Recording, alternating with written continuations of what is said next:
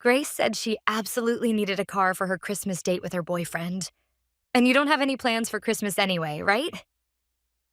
My mother's voice coming from the smartphone speaker sounded unbelievably calm. Christmas Day. At my home in Seattle, I could not believe my own ears. It wasn't anger anymore, but a cold sensation, as if all the blood in my body were draining away. The smartphone in my hand felt like a block of ice. It had been only about an hour earlier. I had just returned from a several-day business trip, stepping off the plane with a sense of accomplishment after successfully completing a major project. On my way home, my mind was filled with thoughts of my beloved car. I had earned a promotion just a few weeks earlier, and I bought the car to celebrate right before the business trip. After surviving late-night overtime, weekend self-study, and fierce competition with rivals, I had finally grasped the proof of my success. That alpine white BMW. 4 Series Coupe, though used, was the crystallization of my blood, sweat, and tears. I had returned home excited to see the beloved car waiting for me. However, when the garage door opened, all I found was an empty space. My treasure had vanished without a trace. With my mind on the verge of panic, I operated the security camera app with trembling fingers and checked the footage from my home. What appeared on the screen was the worst betrayal imaginable. In the video, my mother casually unlocked the door with a spare key and let my sister Grace inside. Grace grabbed the BMW key I had left on the living room table as if it were her own, and the two of them walked out of the house smiling. My family stepped into my sanctuary and took what was precious to me. There was not the slightest hint of guilt in their actions, the unbelievable sight captured by the security cameras. That spare key had been something my mother insisted on making just in case, because she was worried about my frequent long business trips. In case there's a fire or water leak, we need to be able to respond right away. I hesitated many times when she said that, but in the end, her words, "Don't you trust your family?" overpowered my doubts. That control disguised as kindness eventually bared its fangs in the worst possible way. I stopped the playback and, without a second of hesitation, tapped my mother's number on my smartphone. After a few rings, I heard her familiar voice, one so carefree that it made my hatred surge. "Julia, welcome home. Merry Christmas." "Mom, where's my car?" Even at the sound of my cold voice, my mother didn't react at all. "Oh, the car? Perfect timing. Grace is using it right now." "Using it? What do you mean? I don't recall giving her permission." "Oh, don't be so fussy. I used your spare key. You know, the one we made for emergencies?" Well, this was an emergency for Grace. They were unbelievable words. An emergency? I barely managed to ask that single question. The absurdity was so overwhelming that my thoughts couldn't keep up. Yes, an emergency. Grace said she needed it for her Christmas date. Today she's meeting her boyfriend's parents for the first time. It's an important day for her. And your BMW looks impressive, doesn't it? You're her big sister, so you should help her with something like this. Help? This is theft. I forced myself to keep my voice steady as I argued back. You entered my house without permission and took my car key. That's a crime. Do you understand that? Then, my mother let out a sigh that sounded genuinely exasperated. You're so dramatic. You didn't have any special plans anyway. Besides, you're successful at that IT company and you have money. So giving your sweet little sister one car as a present shouldn't be a problem, right? We're just making good use of it for you. An unpleasant memory from years ago resurfaced in my mind. Grace had still been a college student back then. She was on her way to a party with friends, driving our father's sedan, when she crashed into a utility pole because she was using her smartphone. The car was completely wrecked and had to be scrapped. But our parents didn't scold Grace at all. "We're just so grateful you weren't hurt." They hugged her with tears in their eyes and handled all the troublesome aftermath themselves. Grace showed no sign of remorse, and by the next week she was already saying, "I wonder what my next car should be." If only our parents corrected her properly back then. If they had taught her what it means to take responsibility, maybe things wouldn't have turned out like this. Are you planning to make her repeat the same thing again? My voice carried years of anger and disappointment. Grace totaled Dad's car, and even then you coddled her and didn't make her take any responsibility. This is the result. She grew up to be someone who doesn't feel anything about stealing other people's belongings. At my accusation, my mother went silent for just a moment. Very brief moment. And during that moment, I foolishly expected that maybe there was still some trace of conscience inside her. But what came from the other end of the line was not remorse, but a shrill, hysterical voice full of self justification. What did you just say? How dare you? Grace is sensitive and you need to support her properly. You're her older sister. Ah, there it was again. The usual line. The fact that I was the eldest daughter had always been used as a convenient curse, something to force me to take responsibility for every one of my sister's mistakes and to give her whatever she wanted without question. But that curse had to end. Enough. I cut her off quietly but firmly. It seems that talking with you is a waste of time, so I'll give you my final warning. Contact Grace right now and tell her to return my BMW to my garage immediately and without a single scratch. If she can't do that, I'm reporting the theft to the police. That's all. My mother started laughing. The police? Are you serious? You're not actually planning to turn in your sweet sister to the police over one little car, are you? Don't be ridiculous. I'm not joking. I'm completely serious. Yes, yes, whatever. Goodbye. Then, with a loud clatter, the call was abruptly disconnected. She genuinely believed that I would never dare to do such a thing. Her confidence, built from years of controlling and exploiting me, had clouded her judgment. Still holding my smartphone tightly, I closed my eyes for a few seconds. Is this really the right thing to do? Once I crossed this line, I could never go back to being a family again. That thought flickered through my mind for just a moment, but I pushed it away almost immediately. I opened my eyes and took a deep breath. Then, without hesitation, I tapped 3 digits on the screen. 911. 911, what's your emergency? Fire, medical, or police? Police. I'd like to report a stolen vehicle. My voice was surprisingly calm, even to myself. The operator on the other end spoke in a steady, professional tone. Can you tell me the details of the vehicle? Yes, it's an Alpine white BMW.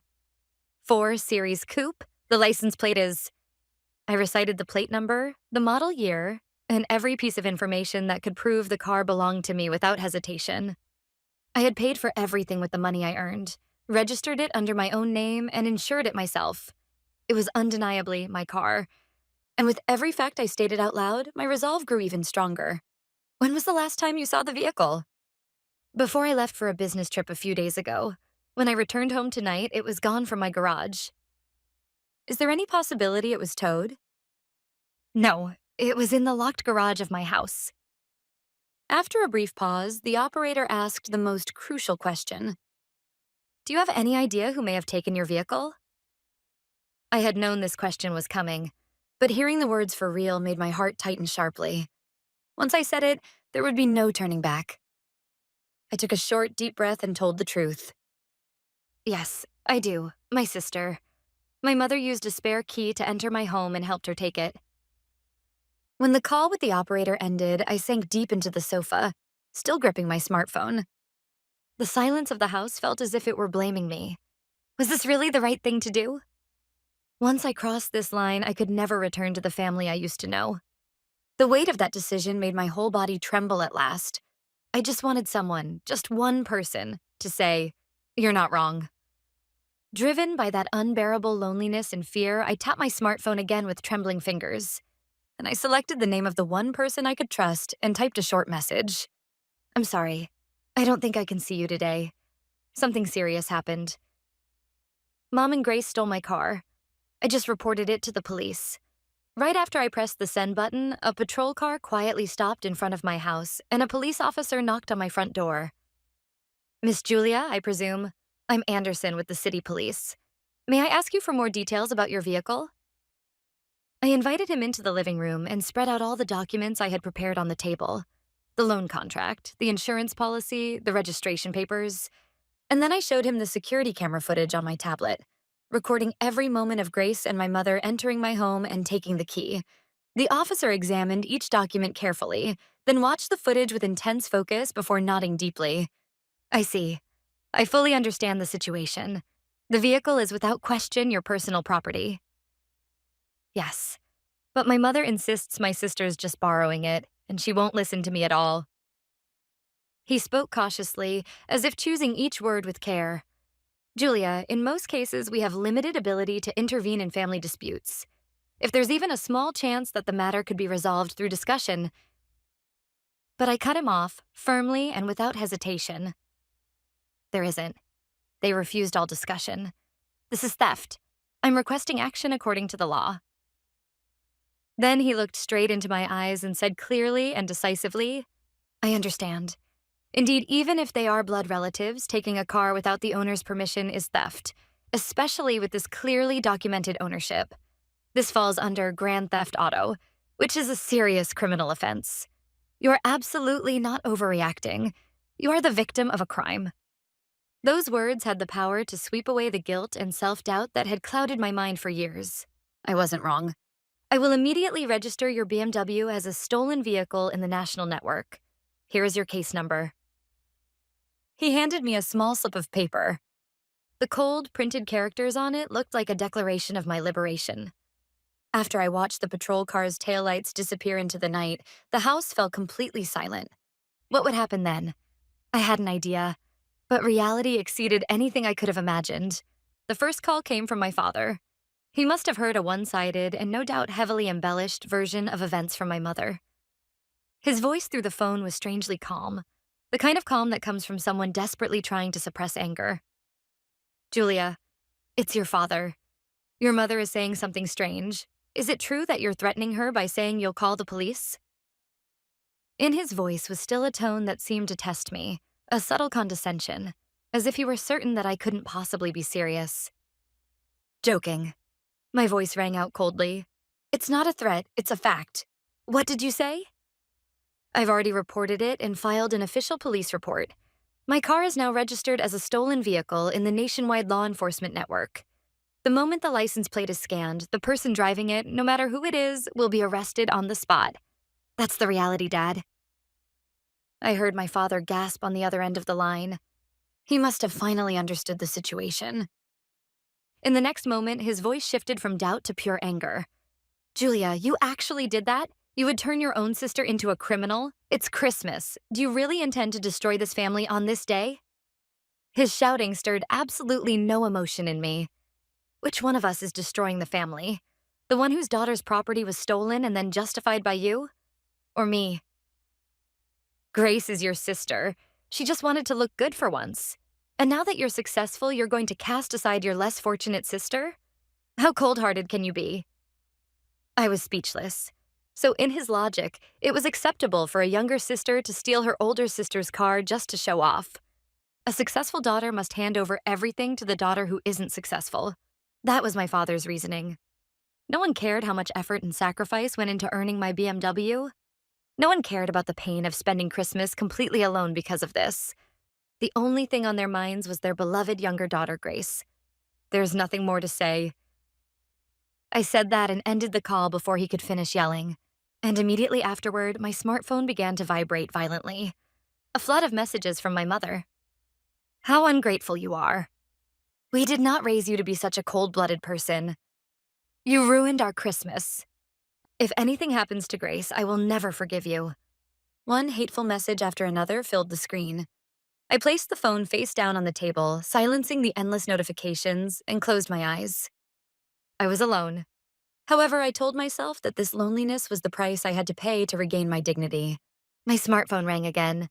The display showed a blocked number.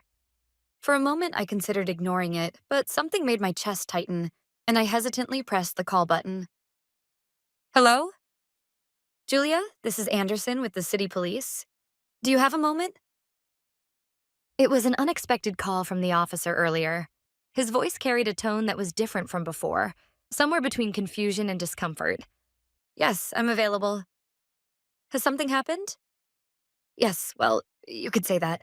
A short while ago, your parents called the station. I inhaled sharply. I hadn't expected them to call the police directly. Their audacity was astonishing at this point. They insisted that there was some kind of mistake, or that you were emotionally unstable and filed the report in confusion. They are claiming this is a family matter and are requesting that we not treat it as a criminal case. To be honest, they were quite agitated and were having difficulty handling the situation. He then lowered his voice slightly, as if blocking out background noise. Julia, I'll be direct. Since we have already accepted your formal complaint, we cannot halt the investigation. However, your parents are adamantly insisting that you have agreed to speak with us and withdraw the charges. So we need to confirm your final intention. Has anything changed regarding your decision to press charges against your sister? His voice sounded as though he was testing my resolve. If I wavered even slightly, everything would be dismissed as nothing more than a family argument.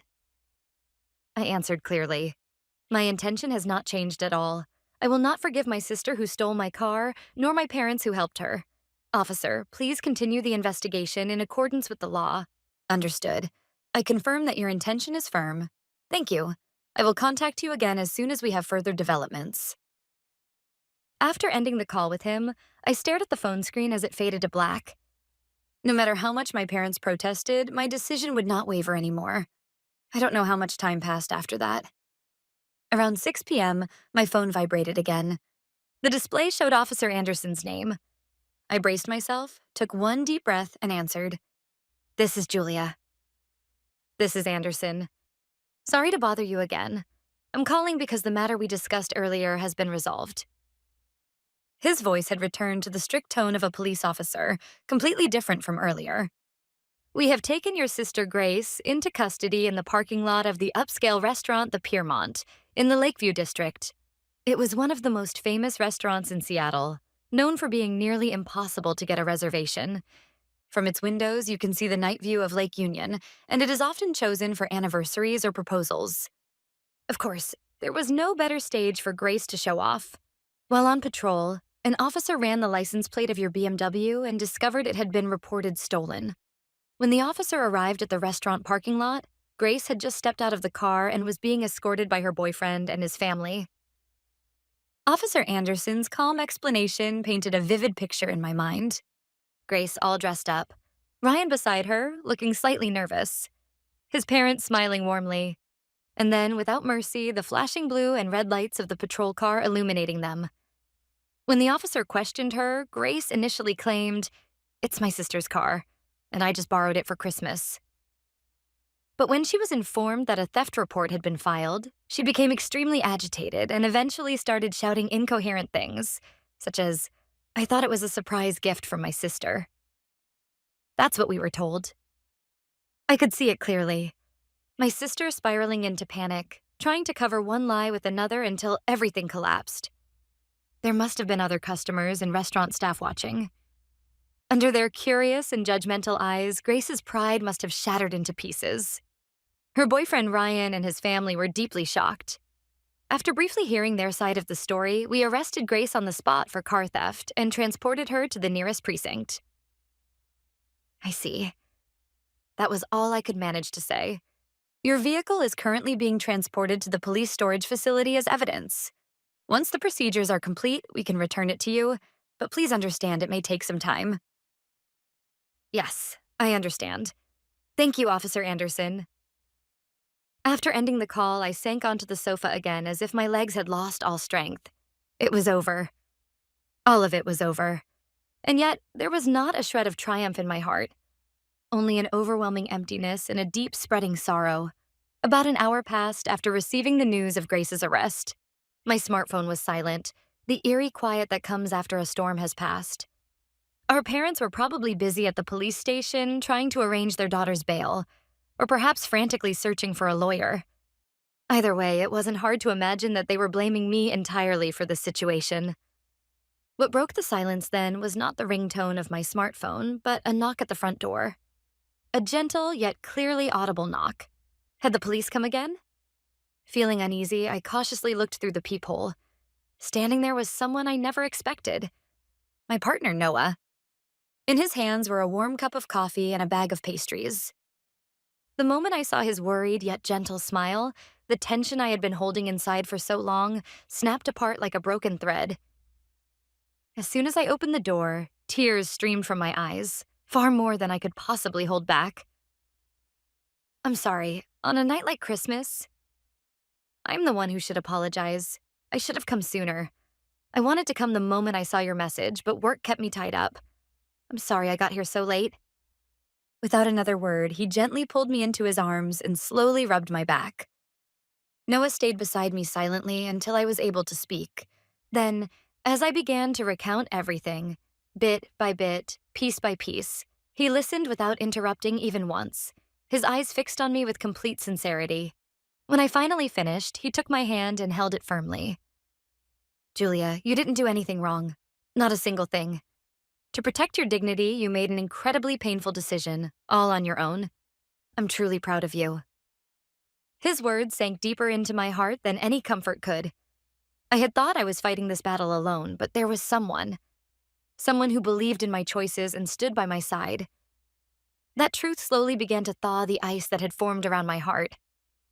I ruined Christmas, didn't I? I said through tears, and he smiled softly. What are you talking about? Christmas is only just beginning. Come on, my family is waiting to see you. At Noah's words, I hesitated for a moment. But I'm not in any state to smile right now. Sensing my conflict, Noah gently wrapped an arm around my shoulders. You don't need to force yourself to smile. I just want you to know something. Family isn't only what you've experienced, one-sided exploitation or control. There are families that are warm, safe, and truly comforting. My family will show you that. Looking into his sincere eyes, I nodded slightly. Encouraged by Noah's words, I headed with him to his family's home. Julia, I'm so glad you came. Noah's mother hugged me tightly, as if I were her own daughter. It must have been so hard for you. But you're safe now. Tonight, let's spend Christmas together with our family. Neither he nor his family asked intrusive questions about what happened the night before. Instead, they welcomed me into their warm circle as naturally as if saying, welcome home. In a room where the fireplace crackled softly, we listened to gentle Christmas carols and shared a heartfelt meal. It was a kind of warmth, a kind of family that I had never known. A few days after Christmas, I received a call from my aunt, my father's sister. Grace had broken up with Ryan, whom she had been considering marriage with. Then a lawyer informed my parents that she was highly likely to receive a criminal sentence, and only then did my parents finally grasp the seriousness of what had happened. A few days later, with my aunt's help, I met my worn-out parents at a cafe in the suburbs. My father said, we were wrong. About everything. And my mother broke down crying as she said, I'm so sorry for hurting you. It was the first time in my life I had ever heard a sincere apology from them, but their words no longer reached my heart. I accept your apology, but forgiveness is another matter. My intention to testify to all the facts at Grace's trial has not changed. At my resolute stance, they had nothing left to say. Later, Grace was found guilty in court and sentenced to probation and long-term community service. Naturally, the incident spread through their small community in an instant. My father lost his job after being held responsible for damaging the company's trust. My mother, unable to bear the strained relationships with neighbors, sold their house with my father, and the two moved into a small apartment in a distant town. Grace's criminal record destroyed the foundation of her prideful life plan. On top of that, their savings were drained by legal fees and bail, leaving the family in financial hardship. Even after hearing all of this, my heart remained strangely calm, because everything that happened to them was nothing more than the consequences they had brought upon themselves. I lost the future in which I would spend Christmas with my biological family, but in exchange, I gained Noah and his family, people who valued me deeply and welcomed me with genuine warmth.